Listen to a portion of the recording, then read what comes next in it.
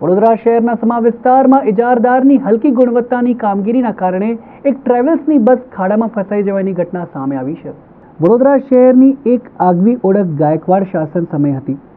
જો કે આજના સત્તાધીશો ગાયકવાડ શાસન પાસેથી કશું શીખ્યા તો નથી, પણ જે ગાયકવાડ શાસકોએ વડોદરા અમૂલ્ય ભેટ આપી છે તેની જાળવણી પણ નથી કરી શકતા.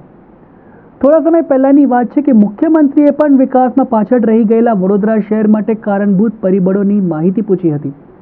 એક સરખું આયોજન કરતા રાજ્યમાં એક નગર વિકાસમાં પાછળ કેમ રહી જાય છે તેનો નમૂનો છેલ્લા 3 દિવસમાં વડોદરા શહેરમાં પડેલા વરસાદે પૂરો પાડી કાઢ્યો. શહેરમાં વરસાદમાં ઠેર ઠેર ખાડાઓ પડી ગયા છે.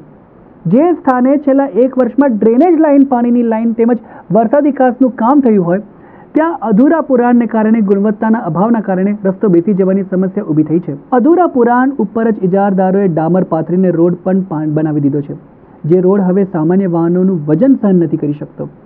જે તે સમયે અધિકારીઓ દ્વારા કોન્ટ્રાક્ટરની કામગીરીની ચકાસણી, નિરીક્ષણ કરાતું નથી.